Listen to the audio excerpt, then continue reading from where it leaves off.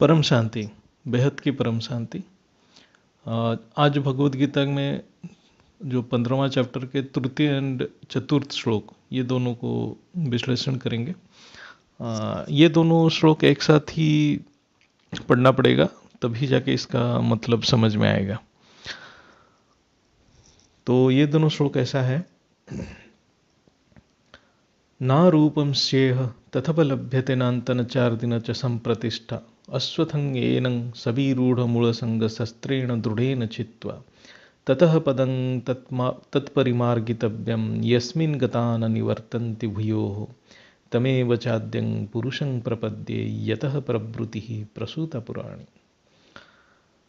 इसका शब्दार्थ ऐसा है कि इस संसार वृक्ष जैसा रूप देखने में आता है, वैसा यहाँ विचार करने पर मिलता नहीं है, क्योंकि इसकी ना आदि है, ना अंत है, ना स्थिति है, यानी अस्तित्व है। इसलिए दृढ़ मूल वाले संसार रूप अस्वस्थ वृक्ष को दृढ़ असंगता रूप शस्त्र के द्वारा काट कर, पहले इसको काटना पड़ेगा, इस मोह को काटना पड़ेगा।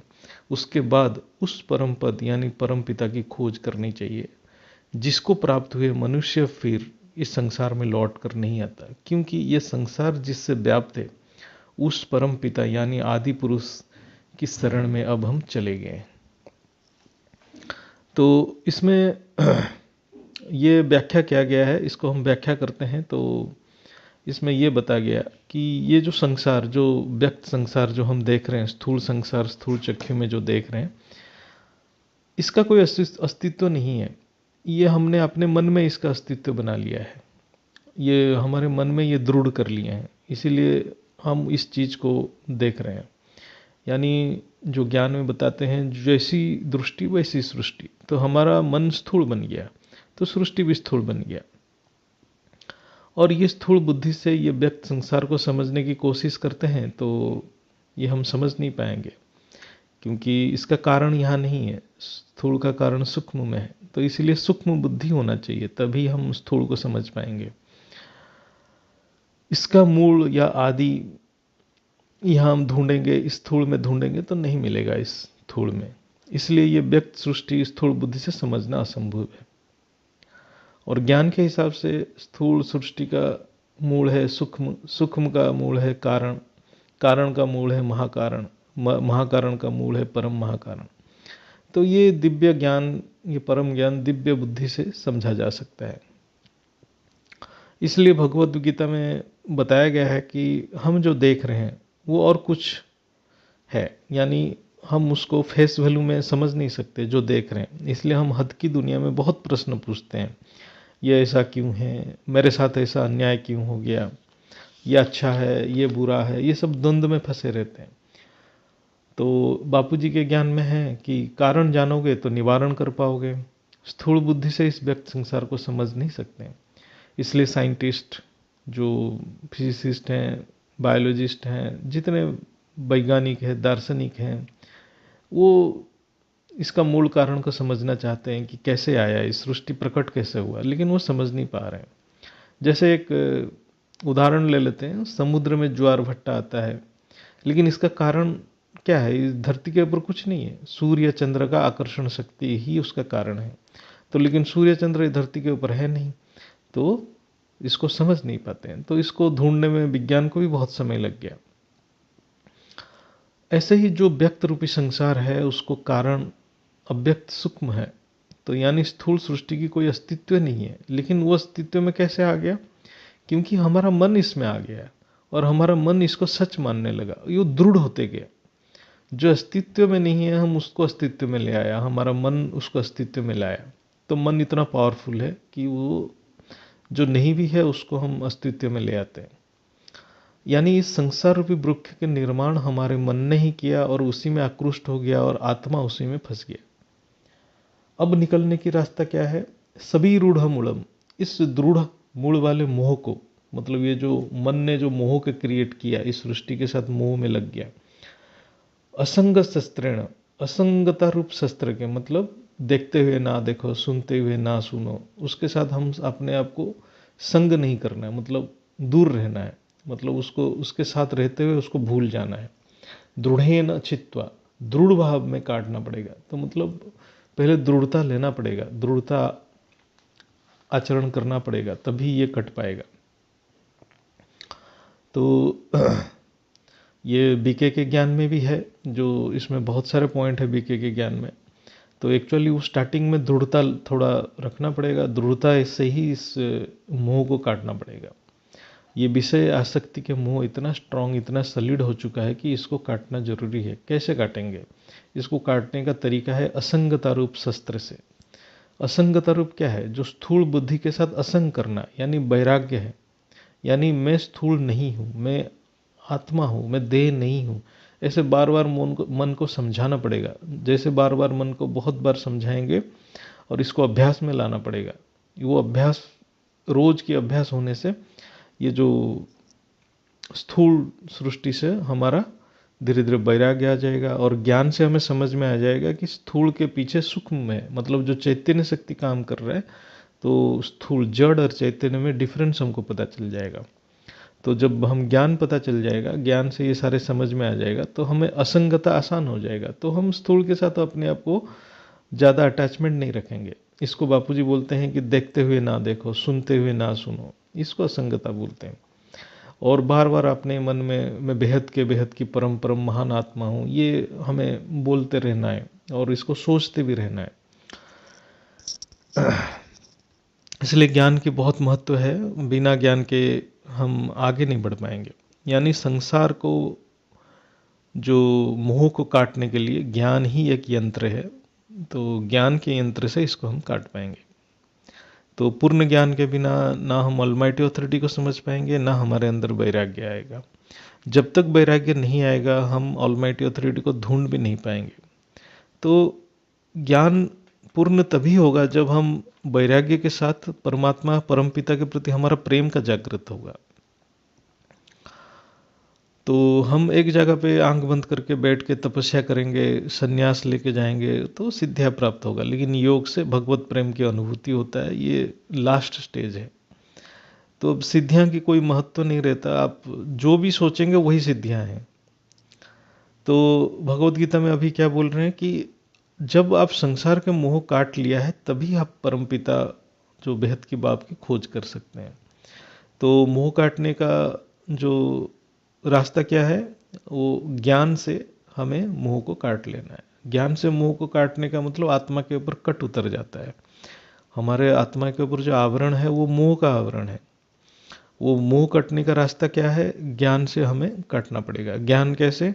जो असंगता, जैसे हम जड़ चेतन को जानेंगे तो हम असंगता करेंगे। असंगता मतलब हम अपने मन को उसके साथ नहीं जोड़ेंगे।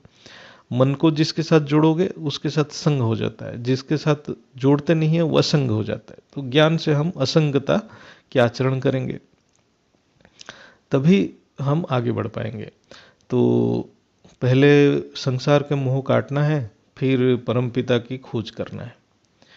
तो भगवत गीता इसके बाद क्या बोल रहा है? जब पूर्ण ज्ञान से आत्मा संसार रूपी मोह को छेदन कर लेता है, परमात्मा की खोज करता है, तब आत्मा वो परम प्रेम परम पद को पा लेता है। और जो आत्मा उस परम पद को पा लेता है, उस सृष्टि चक्र में और लौटता नहीं है, क्योंकि उस आदि पुरुष परमात्मा के शरण में चला जाता है, जो कि ज्ञान का सागर है, आनंद का सागर है, बीज रूप परमपिता ऑलमाइटी ऑथोरिटी है। तो इसमें बेहद में क्या अर्थ है? बेहद में वही अर्थ है कि जो महान बेहद की आत्माएं हैं और जो बेहद की बाप के शरण में चले गए हैं, वो फिर बाप को छोड़ के नहीं आते हैं। जिसने बाप को छोड़ लिया उसका मतलब फिर माया में वो फंस गया।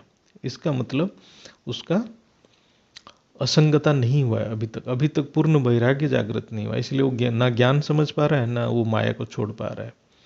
और जो ज्ञान में धीरे धीरे बढ़ता रहता है और बाप से पूर्ण प्रेम करता है, तो धीरे धीरे ज्ञान और बाप के प्रति प्रेम का बंधन बढ़ता जाता है। वो लवलीन स्थिति में जाके बाप के रूप को धारण करता है। वो जो आदि पुरुष परमात्मा की बात जो किए हैं, आदि पुरुष जो मतलब हमारे बेहद के आकारी बापूजी हैं, जो सब बच्चों को मदद कर रहे हैं, बेहद की बच्चों को मदद कर रहे हैं, वो आदि पुरुष हैं। वो बेहद के आदि पुरुष हैं, बेहद हद की नहीं है, बेहद के आदि पुरुष हैं। और वही आदि पुरुष जो साकारी रूप में, जो निराकार में थे बीज रूप, वो साकारी रूप में अभी हमें पढ़ा रहे हैं, गाइड कर रहे हैं, प्रोटेक्शन दे रहे हैं, सब कुछ कर रहे हैं। वो हमारे सब कुछ है, जिनसे हम आए हैं और उनके पास जाने का एक ही लक्ष्य है। यानी जो बापूजी को ज्ञान को छोड़ दिया है, जो आत्माएं छोड़ के चले गए हैं, तो वो ज्ञान को समझे ही नहीं, उन्हें प्रेम जागृत नहीं हुआ और वो माया में फंसे हुए हैं।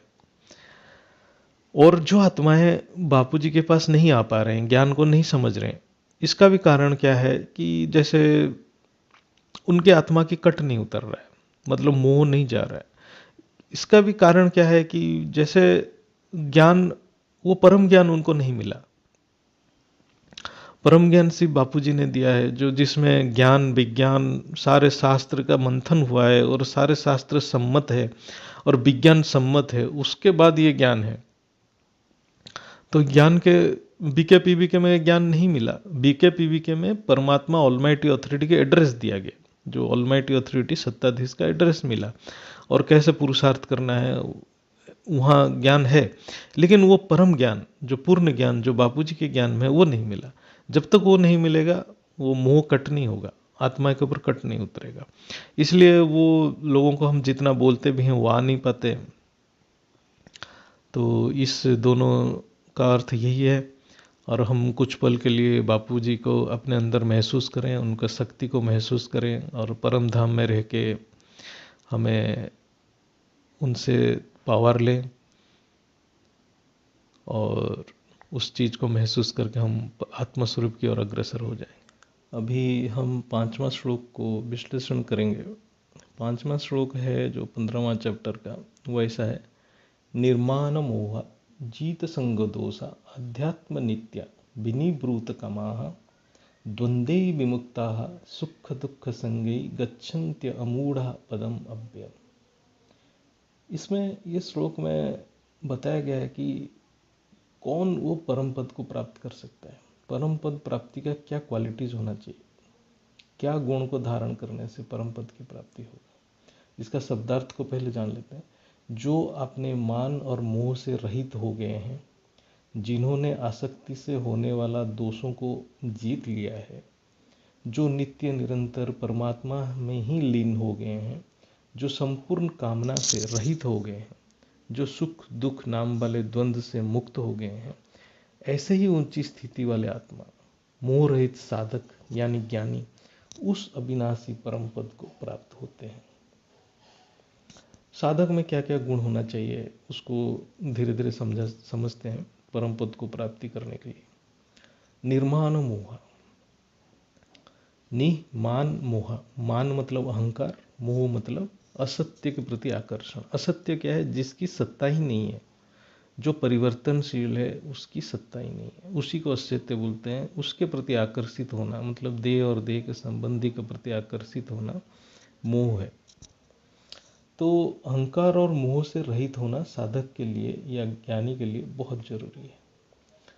2 नंबर, जीत संग दोषा, संग दोष को जो जीत लिया। संग मतलब आप जिसके संग रहते हैं उससे दोष प्राप्ति होता है। हम किसके संग रहते हैं? देह और देह के संबंधी। उसमें जो दोष या विकार जन्म लेता है हमारे अंदर, उसको जो जीत लिया है। तो संसार में आप रहते हैं तो शरीर और शरीर के संबंधी अब हमारा सारे संसार बन गया है।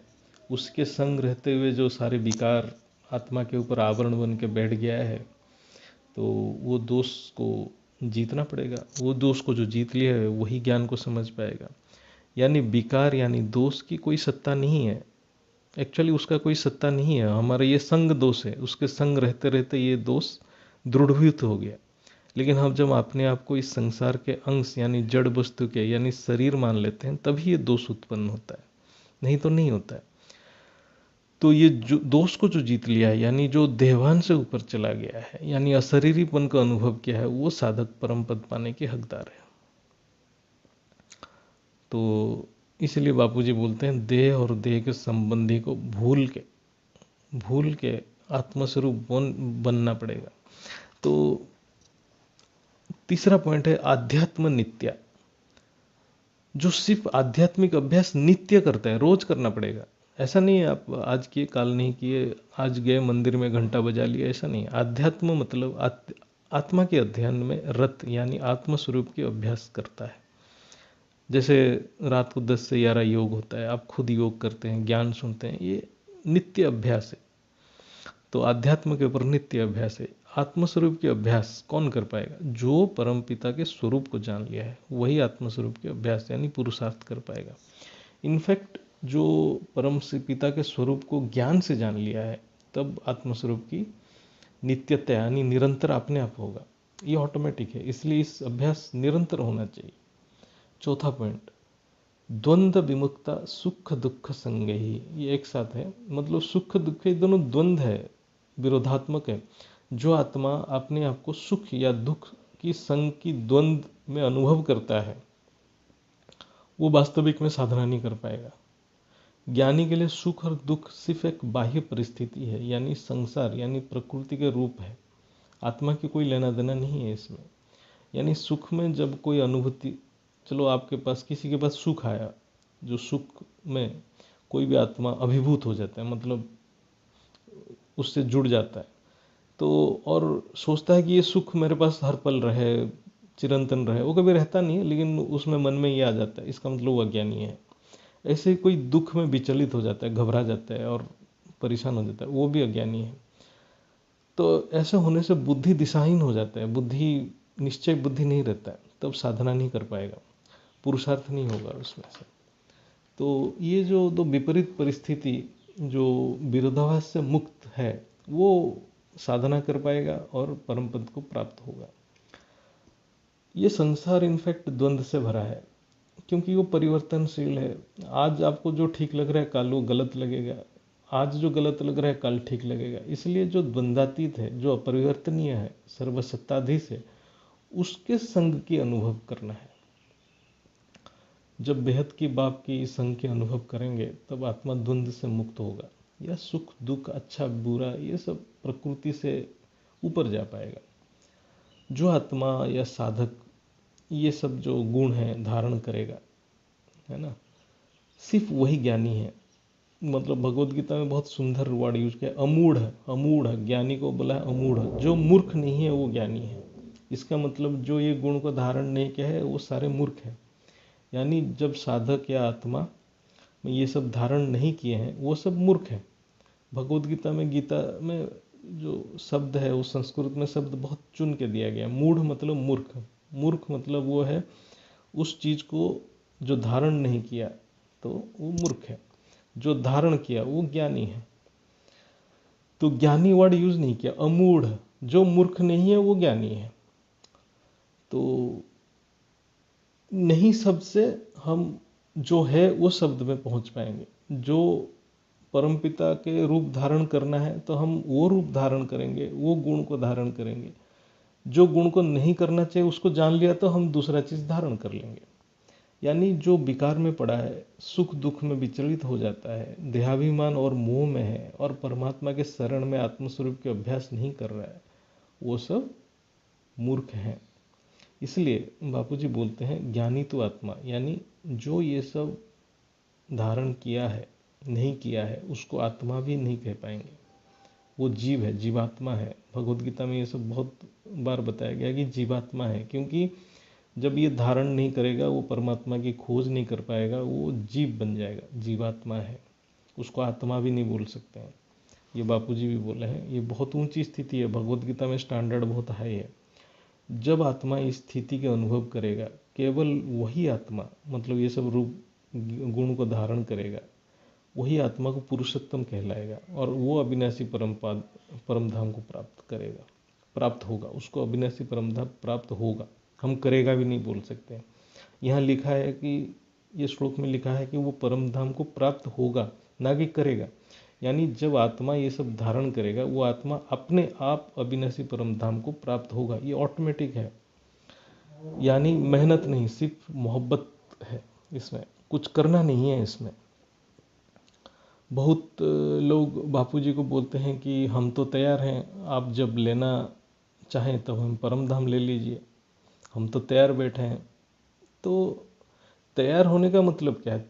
तैयार होने का मतलब आपने सारे आत्माएं ये गुण को धारण कर चुके हैं, जैसे कि निर्माण मोहा, जीत संग दोषा, आध्यात्म नित्या, विनिवृत कमाह, सुख दुख संगी द्वंद्व मुक्ता। ये जो 5 गुण को धारण किए हैं, मोह अहंकार से मुक्त हो गए, विकार से मुक्त हो गए, नित्य अभ्यास कर रहे हैं, आत्म स्वरूप की नित्य अभ्यास कर रहे हैं, है ना, कामना से निवृत्त हो गए हैं, द्वंद्व से मुक्त हैं, सुख दुख के द्वंद्व से मुक्त हैं, ऐसे ऊंची स्थिति वाले आत्मा तैयार है।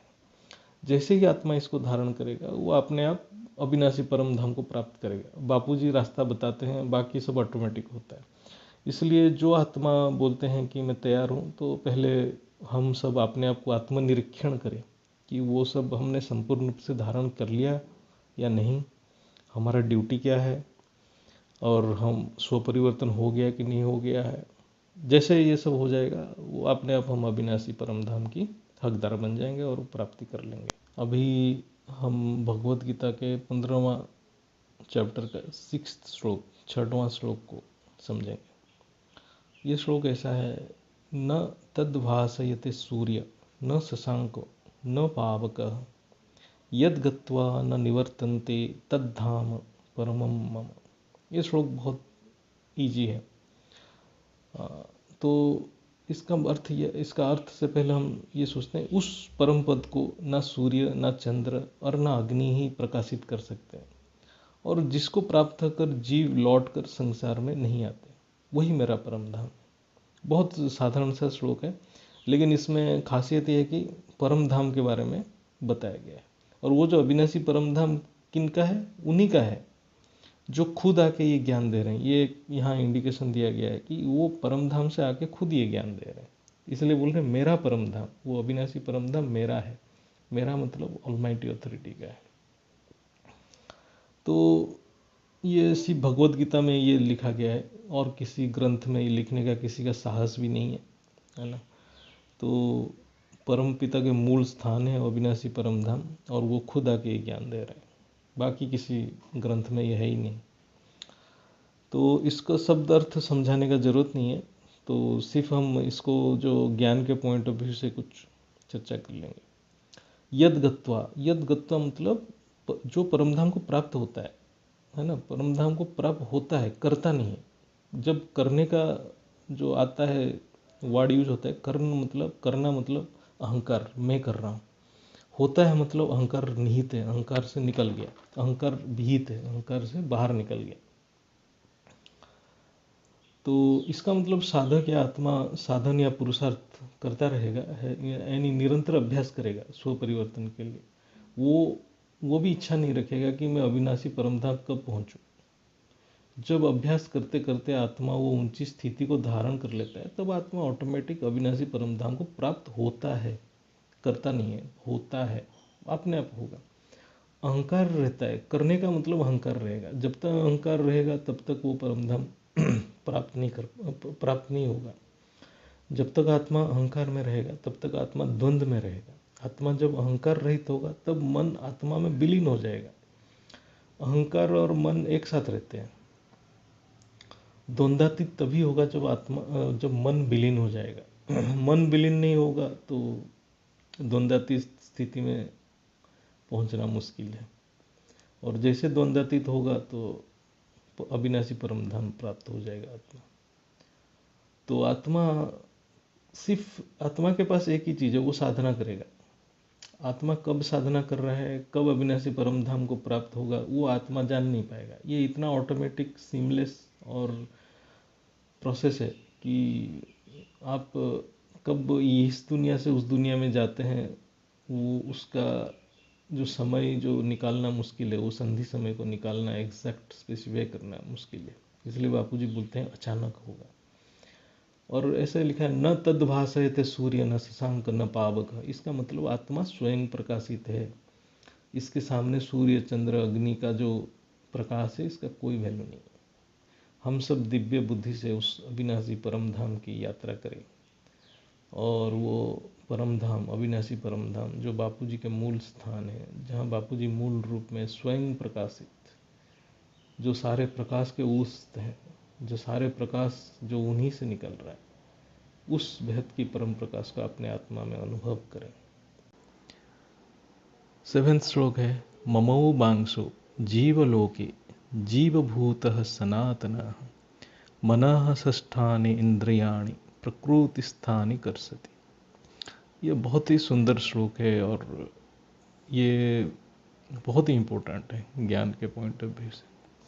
इस संसार में, इसका अर्थ हम समझते हैं, शब्द का अर्थ है इस संसार में जीव बना हुआ आत्मा यानी जीवात्मा, जो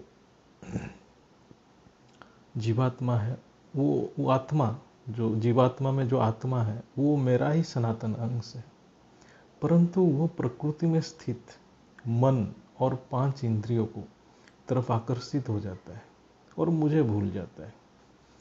तो इसका अर्थ है कि जो हम सब जो जीव बने हुए हैं, जो धरती के ऊपर सारे आत्माएं जीव बन गए, जीवात्मा है, जीव लोक है ये, इसमें सब प्रकृति के तरफ, प्रकृति को अपना मान लिए हैं, अपने शरीर, प्रकृति मतलब अपना शरीर, 5 तत्व के शरीर को अपना मान लिए हैं। जैसे हम इसको अपना मान लिए तो जो हमारा अपना है, जो परम पिता हमारा अपना है, हम उनको भूल गए हैं। इसका पहला जो शब्द है ममौ बांसो, इसका बहुत सुंदर अर्थ है। इसको आप संधि करेंगे, इसका एक मीनिंग आएगा ममो एव अंश। एव का मतलब है केवल, तो इसका मतलब वो बोलते हैं कि परमात्मा, आत्मा केवल परमात्मा के ही अंश है। आत्मा में प्रकृति के कोई भी चीज नहीं है, ना इसमें मन है, ना इसमें बुद्धि है, ना वो 5 इंद्रियों का कोई भोग है, कुछ नहीं है। आत्मा केवल परमात्मा का ही अंश है। इसका मतलब है सोहम, तत्वमसि, अहम ब्रह्मास्मि, जो हम बोलते हैं, इसका मूल अर्थ वही है। इस संसार को जीवलोक बोला गया है। जैसे आत्मा जीवलोक में आता है वो जीवात्मा हो जाता है। जीव के अंदर इच्छाएं, कामनाएं भरा रहता है। अच्छा, मन और 5 इंद्रिय, मतलब मन को 6 इंद्रिय बताया गया है। मन के साथ बुद्धि अपने आप आ जाता है, ये दोनों जुड़े हुए हैं। मन से सूक्ष्म बुद्धि है, लेकिन बिना बुद्धि का मन काम नहीं करता। तो मन, बुद्धि और 5 इंद्रिय ये प्रकृति के अंश है, आत्मा परमात्मा के अंश है। आत्मा मन, बुद्धि और 5 इंद्रिय से पूरा अलग है। यहाँ आत्मा को जीवभूत कहा गया है, इस शब्द को समझते हैं। इनफैक्ट आत्मा सिर्फ परमात्मा का अंश है, लेकिन जीवलोक में आत्मा जीवात्मा बन गया है। यहाँ जीव को अर्थ आत्मा है, लेकिन जीव डिग्रेडेड फॉर्म में है, मतलब आत्मा का डिग्रेडेड फॉर्म है, क्योंकि जीवलोक में मन, बुद्धि और 5 इंद्रिय द्वारा प्रकृति से सुख लेने की, उसकी प्रकृति के प्रति आसक्ति आ गया है, सुख लेने की प्रति आकर्षित है।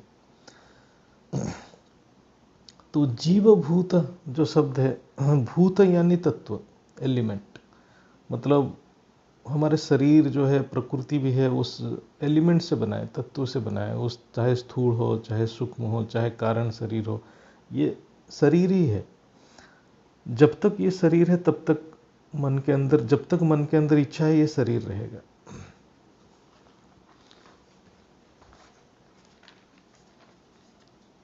और ये मन और इंद्रिय के द्वारा प्रकृति की तरफ आकृष्ट रहेगा। लेकिन ये तत्व में जो शरीर बना है, उसमें जो शक्ति है, जो तत्वों को जो क्रियाशीलता देता है, जिसको प्राण शक्ति बोलते हैं, जो बापूजी का एक वीडियो है प्राण शक्ति, जो उसमें शक्ति लाता है, उसको यहाँ जीव कहा गया है। वो शक्ति एक्चुअली आत्मा की शक्ति है, लेकिन वो शक्ति जब प्रकृति की तरफ आकृष्ट है वो जीव हो जाता है।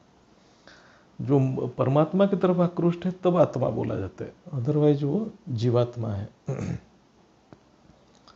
क्योंकि प्रकृति में जब वो शक्ति आ जाता है तो वो प्योरिटी नहीं रहता है। इसलिए ज्ञान में बापूजी बोलते हैं इच्छा मात्र विद्या। जब तक इच्छा है तब तक कोई ना कोई शरीर रहेगा और सुख भोगने की थोड़ा आसक्ति रहेगा, और आत्मा बीज रूप स्थिति को प्राप्त नहीं कर पाएगा। हमारा मन कभी भी किसी वस्तु के प्रति आकर्षित होता है तभी इंद्रियां भोग करते हैं। ये जो मन के अंदर जो आकर्षण शक्ति आता है, ये जो संकल्प शक्ति है, वो शक्ति आत्मा से आता है। तो this is called gravity power of soul. मन में जो भी शक्ति है वो आत्मा की शक्ति है, लेकिन मन प्रकृति के अंश है। इसलिए जब तक मन के अस्तित्व है तब तक आत्मा की शक्ति प्रकृति के साथ एकाकार हो जाता है, और आत्मा अपने आप को प्रकृति यानी शरीर मान लेता है। इसको मोह कहते हैं। ये प्रकृति जड़ है, लेकिन उसमें जो क्रियाशील शक्ति है वो आत्मशक्ति है व चैतन्य शक्ति है। लेकिन ये भी इसका डिफरेंट स्टेजेस है। ये किसके साथ एसोसिएटेड है ये शक्ति? जब आत्मा की शक्ति प्रकृति में मिल जाता है तब ऐसा लगता है कि प्रकृति सब कुछ कर रहा है। लेकिन इस शक्ति, ये जो शक्ति प्रकृति के साथ काम कर रहा है, इसको हम बोलेंगे अपराशक्ति। जो केवल आत्मा की शक्ति है, प्योर है, वो पराशक्ति है। जो प्रकृति के साथ ये शक्ति मिल जाता है, जब मिल जाता है तो उसका वो प्योरिटी नहीं रहता, क्योंकि इच्छाएं, कामनाएं आ जाते हैं, भोग करने की इच्छाएं, सुख लेने की इच्छाएं, तो वो प्योरिटी नहीं रहता है, तो वो अपराशक्ति बन जाता है। तो इसीलिए कॉन्शियसनेस का बहुत सारे लेवल है, बहुत सारे फ्रीक्वेंसी है।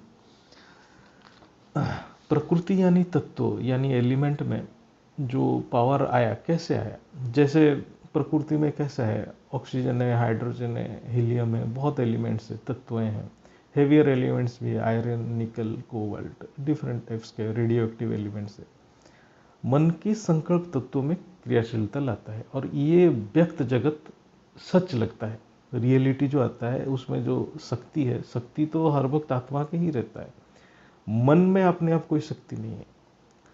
मन की जो संकल्प तरंग जैसा है, और हर तरंग का एक शक्ति है, वो आत्मा की शक्ति है, वो आत्मा की ग्रेविटी पावर है। इसलिए आत्मा को साक्षी दृष्टा कहते हैं। वो सिर्फ पावर सप्लाई करता है, और मन उसको कैसे यूज करेगा और मन की स्थिति के ऊपर निर्भर करता है। मन की स्थिति कहते ही तीनों शब्द एक साथ आता है, मन, बुद्धि, संस्कार। मतलब बुद्धि और संस्कार, मन, ये तीनों बहुत फास्ट काम करते हैं। आप उसको अलग अलग देख नहीं पाएंगे। मन, बुद्धि, संस्कार एक यूनिट जैसा काम करते हैं, बहुत फास्ट काम करते हैं। माइक्रो ने trillion of 1 trillion of second में ये सब काम करता है। इसलिए बापूजी बताता है, संकल्प से वायुमंडल बनता है। बापूजी ये भी बताएं कि आत्मा खुद संकल्प से इस पंच तत्व में फंस गया है, निकल नहीं पा रहा है, और जन्म मृत्यु की कष्ट भुगत रहा है।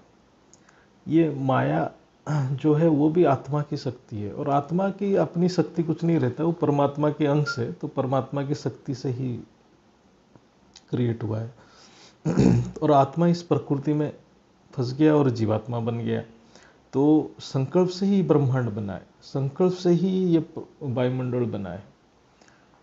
इस श्लोक में और एक बहुत सुंदर खासियत है कि परमपिता की स्नेह झलकता है इस श्लोक में, जब वो बोलते हैं कि ये जो शक्ति यानी प्योर पावर जो जीव के अंदर काम कर रहा है, वो आत्मा, मतलब वो जीवात्मा मेरा ही अंश है। लेकिन ये जीव मुझे नहीं देख रहा है, वो प्रकृति की तरफ देख रहा है, इसलिए वो अपने आप को प्रकृति मान लिया, अपने आप को शरीर मान लिया। और जैसे ही वो मेरे तरफ देखेगा तो वो मेरा ही है, मतलब इसमें अपनापन है। जैसे बापूजी हमें वही ज्ञान साकार में दे रहे हैं, बेहद की बच्चे मेरे हैं, और अपने पास बुला रहे हैं, बोलते हैं कि मुझे याद करो, मेरा रूप धारण करो। लेकिन बेहद या सारे आत्माएं, हद की आत्माएं सभी प्रकृति के प्रति आक्रोष्ट हैं। हम शरीर और शरीर के संबंधी के प्रति आक्रोष्ट हो जाते हैं, जो वो ना हमारा है, ना हमारे साथ चिरंतन रहेंगे। हम तो उनके साथ संयोग से, कर्म बंधन से जुड़े हुए हैं। तब भी जब मन आकर्षित हो जाता है भोग के प्रति, सुख के प्रति आकर्षित हो जाता है, तो कर्म बंधन में आ जाता है और अपने आप को शरीर मान लेता है। लेकिन परम पिता जो बेहद की बापूजी हमारे साथ चिरंतन साथी हैं, वो कभी भी हमसे अलग नहीं है। चाहे हम सब जीव क्यों ना बन जाएं, फिर भी वो बोलते हैं कि ये मेरे ही हैं। मतलब हम डिग्रेड हो गए हैं, फिर भी हमें बोलते हैं कि ये मेरे ही हैं, मेरे ही अंश है, वो सनातन है, अविनाशी हैं। तो ये सब ज्ञान को बापूजी याद दिलाते हैं, स्मृति दिलाते हैं। जब आत्मा की शक्ति मन के संकल्प द्वारा प्रकृति से जुड़ जाता है तब वो अपराशक्ति है। और जब आत्मा की शक्ति प्रकृति से अलग हो जाता है, परमात्मा की ओर चला जाता है, तब परमात्मा के साथ एकाकार हो जाता है, वो पराशक्ति है, प्योर फॉर्म है। इनफैक्ट आत्मा में जो शक्ति है वो भी परमात्मा का ही शक्ति है। आत्मा एक बूंद है तो परमात्मा सागर है। जब बूंद सागर में मिल जाता है तब आत्मा अनंत शक्ति की मालिक बन जाता है। इसको बालक सो मालिक बोलते हैं वाणी में। कोई भी क्रियाशील शक्ति को चैतन्य शक्ति बोला जाता है, लेकिन ये शक्ति कितना प्योर है वो इम्पोर्टेंट है। परम पवित्रम यानी संकल्प भी बेहद की होनी चाहिए। जब हम बेहद की परम शांति की संकल्प आत्मस्वरूप में बाप के रूप धारण करके करते हैं, तब हमारा आत्मा परम पिता की ऊर्जा के साथ एकाकार हो जाता है। इसको बेहद की संकल्प कहते हैं। वो बेहद की संकल्प बन जाता है, तब बूंद सागर बन जाता है।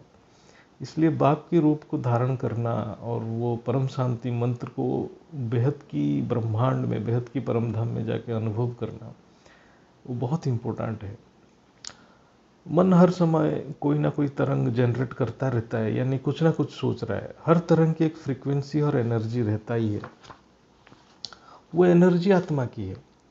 आत्मा को कोई मतलब नहीं है मन क्या सोच रहा है। उसके पास जो पावर है वो सप्लाई कर देता है, यानी ऑटोमेटिक है। इसलिए आत्मा साक्षी दृष्टा है। आप सुकर्म करो या विकर्म करो, उसको आत्मा से मतलब नहीं है। यानी करंट यानी विद्युत के शक्ति से आप फैन घुमाओ या खाना पकाओ या किसी को इलेक्ट्रिक शॉक दो, ये सब मन की काम है। जब तक मन प्रकृति की तरफ देखेगा तब तक मन की सत्ता रहेगा और जीवात्मा कहलाएगा। लेकिन जब मन परम पिता के ओर चला जाएगा, मन की अस्तित्व ही नहीं रहेगा।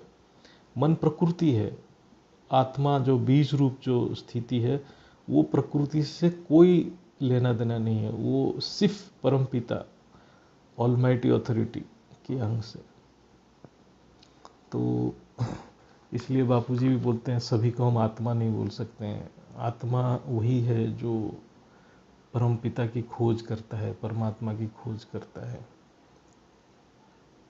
माँ जी की वाणी के अनुसार हम लोग एक सेकंड के लिए बेहद की योग को समझते हैं और करते भी हैं अभी। जैसे बापूजी को हम कुछ पल के लिए बेहद की सागर में देखें और हम बूंद जैसे उनके अंदर परम शांति से विश्राम लें और परम शांति को एक पल के लिए अनुभव करें और कुछ पल के लिए मालिक बन जाएं और बेहद की परम शांति को संकल्प करें। परम शांति। परम शांति सोचो, बोलो परम शांति। Join us daily for live meditation, 10 p.m. to 11 p.m. on YouTube Live. Subscribe now. Website www.paramshanti.org. Email us anand@paramshanti.org. Like, share, subscribe. Join today. बेहद की परम